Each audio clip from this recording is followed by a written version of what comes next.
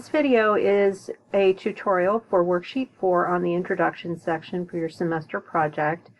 As I said in my email to you yesterday, I wanted a chance to give you some additional kind of models to follow for how to approach these worksheets and use them as you eventually get closer and closer to the goal of putting together your full papers, your research reports, toward the end of the semester.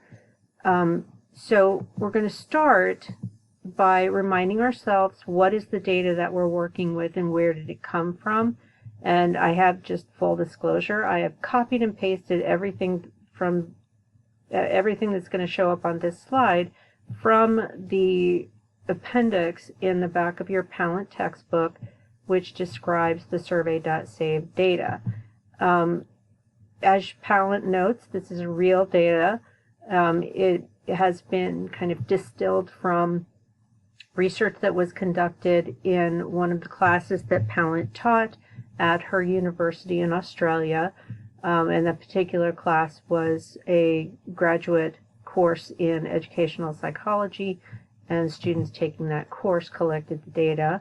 The study that they conducted was looking at, and I should say Pallant is both an ed psych specialist, but a lot of her research is in the public health domain.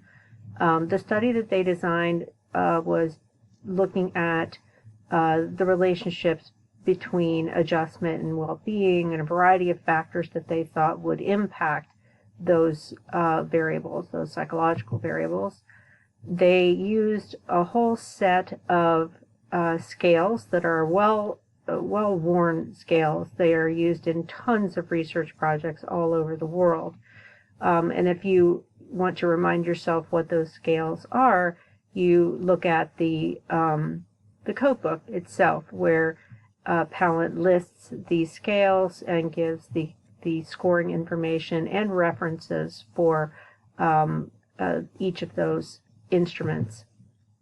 The scales measured the following concepts: self-esteem, optimism, perceptions of control or mastery, perceived stress, positive and negative affect or mood, and life satisfaction. They also included a measure of social desirability, because that's something that a lot of researchers include in order to kind of test for whether or not participants are likely to be skewing their answers on other measures in the direction of social desirability. In other words, if participants who score high on social desirability are tending to differ from those who score low on the other measures like self-esteem, optimism, perceived control, and so on, then you have a social desirability effect, and that's a problem in terms of how you can interpret your data. The survey was completed by adults in the general public in Melbourne, Australia, and in the region surrounding it. The final sample size was 439. There were 42% of the sample was male, 58% reported female. Ages ranged from 18 to 82, and the mean was 37.4. Now, there are other demographic variables that I will be asking you to pull together when we do the method section worksheet next week. You'll be looking for some more of that demographic information to include in your description of the sample. But it's helpful at this point, as we're thinking about hypotheses and research questions, to remind ourselves where this data came from and what it was designed to do. Now, as I went back and I completed all of the worksheets 1, 2, and 3 in preparation for preparing this video for you, the variables I selected, if I were putting myself in your shoes, the first variable that I selected as my core variable, and remember the core variable has to be a quantitative variable, I chose life satisfaction as the variable that I want to explain. My quant variable 1, I chose optimism. My quant variable 2, I chose perceived stress. And my categorical variable, I chose the 3-group version of age that is available in the data set. The references I looked up and found, and remember, I posted a bunch of these. If you were in the situation with your references where I said you need to find some different references, feel free to use any of those that I posted in the semester project module. So the references I'm working with are by Chang, who actually did research in the United States at a Midwestern university on the connection between optimism, perceived stress, and psychological well-being.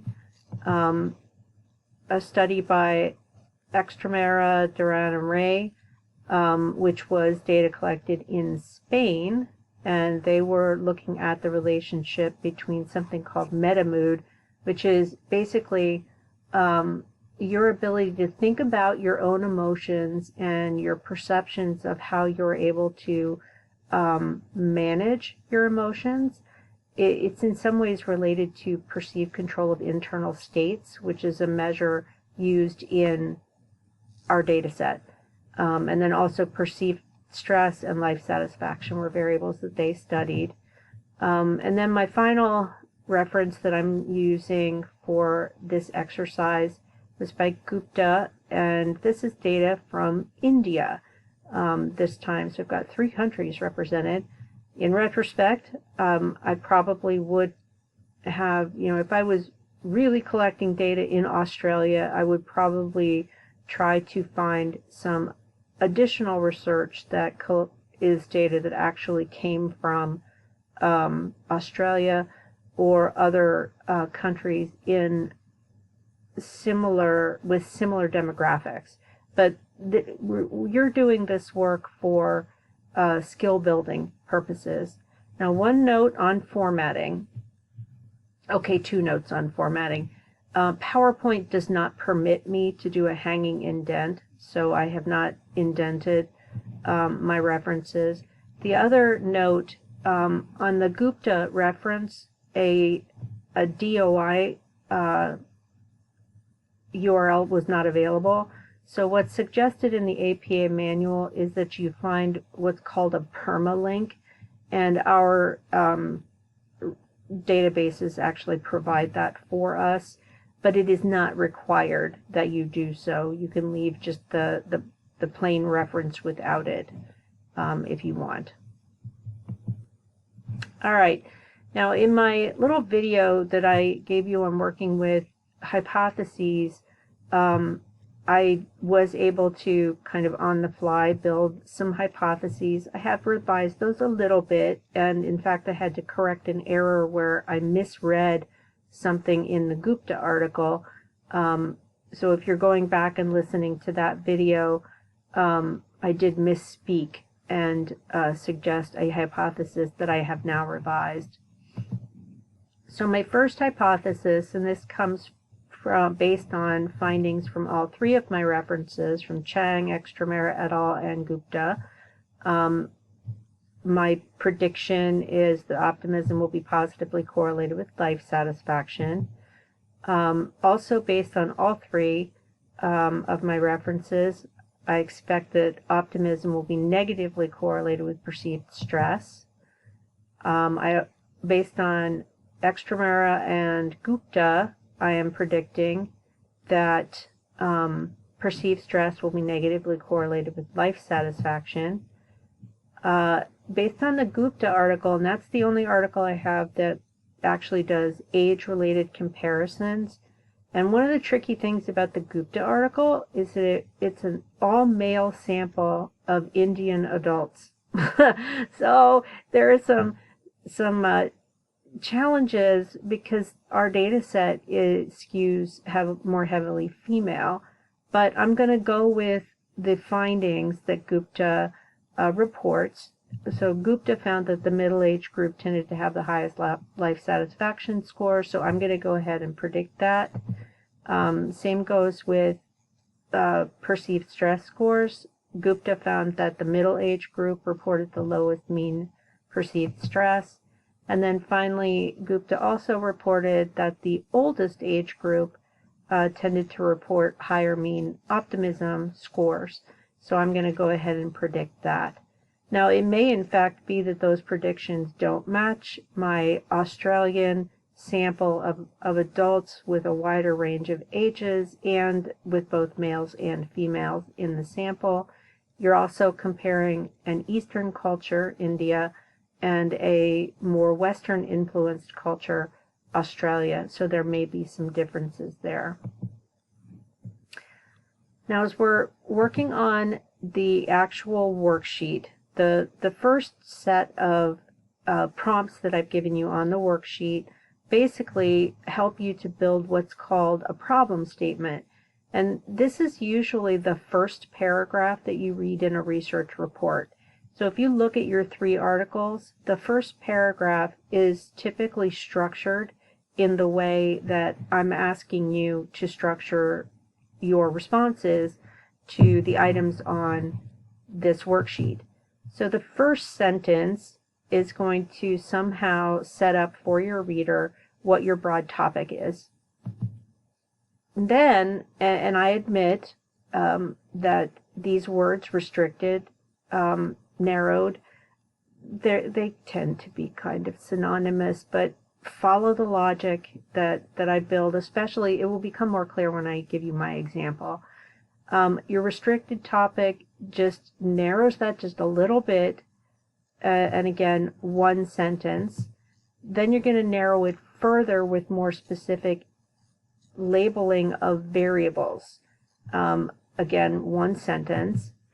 And then you state in 1 or 2 sentences. I think most of you will be able to state your research question in 1 sentence, but you may need 2. That ends this first paragraph. So, and what we typically refer to that as is a problem statement. The next part of your introduction section is a review of the literature. And I'm asking you to review 3 articles. And in the last worksheet, or not in the last worksheet, but in worksheet 2, what I asked you to do was some article summaries. And the goal with those was for you to collect the information you will need to write a literature review. Now, the reason I've put here 1 to 3 paragraphs, it is possible, if you are a very efficient writer, for you to integrate your 3 articles into 1 fairly meaty paragraph. Now, most of you will want to take the option that I tend to take, which is to deal with each of your references separately in its own paragraph. And I will, before I click over to my next series of slides, I will warn you, I tend to be a little wordy. I've always been challenged by efficiency, especially in article reviews or summaries. But anyway, I digress. Then your final paragraph in the introduction section is going to be a statement of your hypotheses. You may have noticed in your articles that the last paragraph or the last couple of paragraphs in your in the introduction sections of those articles, it's almost always a statement of the hypotheses for the study in the paper. So how am I going to state my broad topic? This is the sentence that I wrote for that first item on the worksheet. Psychologists have long been interested in understanding the factors that predict life satisfaction and well-being. That's all you need to say. So you're focusing on, in a broad way, your core variable. And you just leave it at that. Now I'm going to restrict this a bit and say, since my broad topic said we want to try and explain life satisfaction, so what's the state of the research there? Well, many variables have been studied as predictors of various measures of life satisfaction. And what I'm doing there with this restriction is saying there are a lot of variables to choose from as a researcher. in trying to explain life satisfaction. Now I'm going to narrow it further and tell my reader what are the variables I'm actually going to choose from that list. So among those variables are optimism and perceived stress. So there, in this sentence, I'm targeting the two quantitative variables that I believe should be predictive of life satisfaction. Then I'm going to fashion my research question, and what I need to add in there is my qualitative or categorical variable. So I wrote my question, and I want you to notice that it includes my core variable, life satisfaction, my two quantitative variables that I'm going to use to predict life satisfaction, and then my categorical variable of age in 3 groups. And I'm also hinting to my reader that what my population is, Australian adults.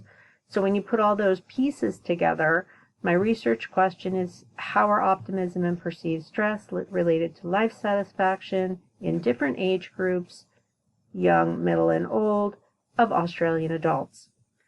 And that's a statement of a research question. It includes my core variable, my predictor variables, my categorical variable, and some indication of who the subjects are. Now, I mentioned that we call this first paragraph a problem statement. If I pull together the answers that I gave on the worksheet for these first few questions, or the first 3 items on the worksheet, and I put them in a paragraph, that's your first paragraph of your research report.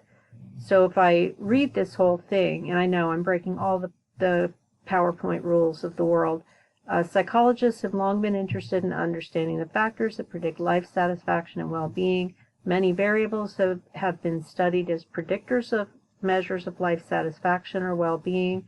Among these variables are optimism and perceived stress.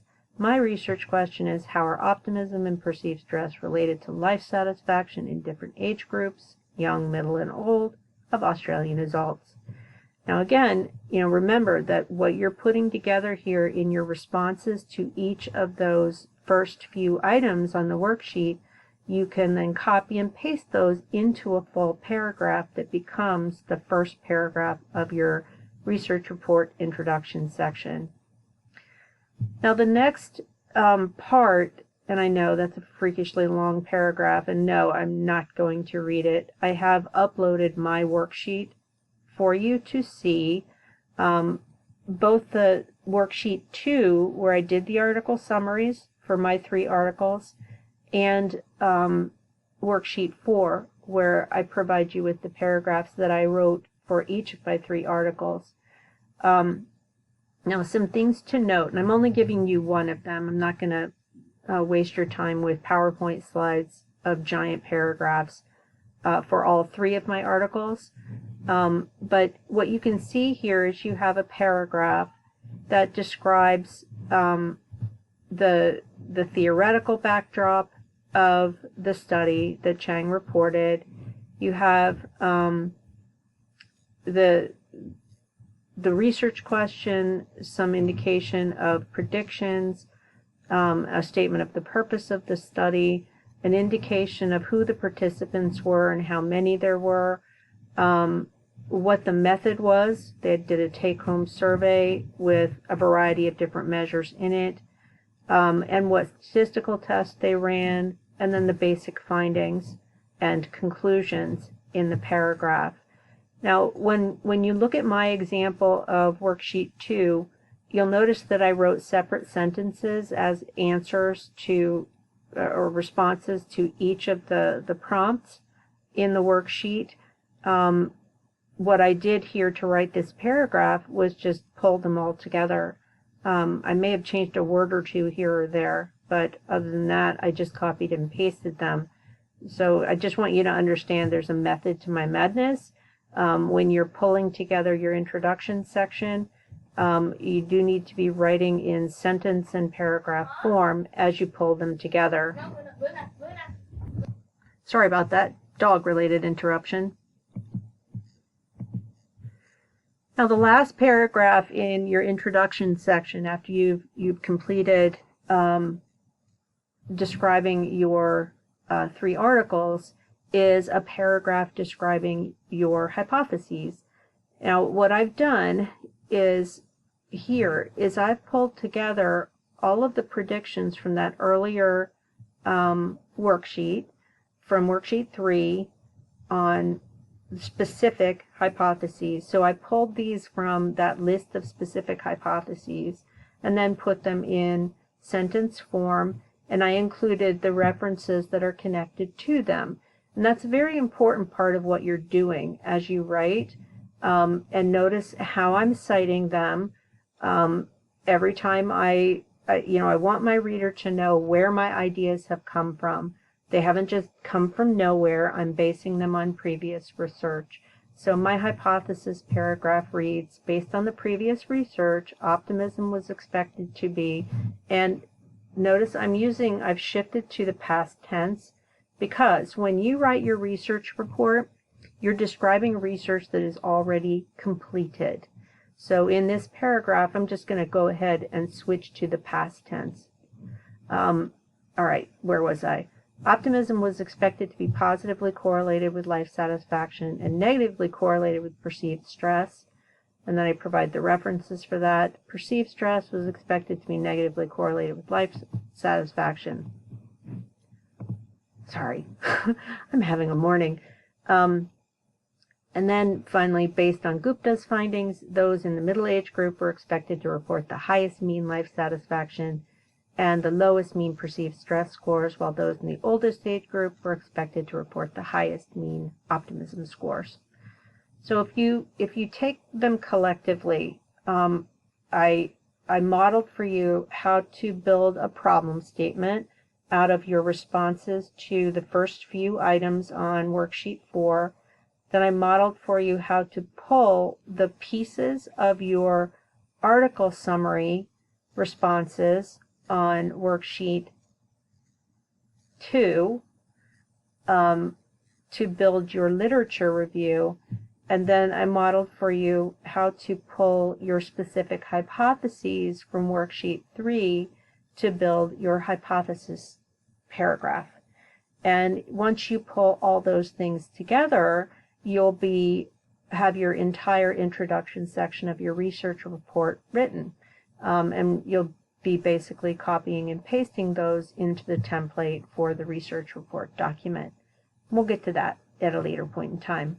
So that concludes my tutorial for the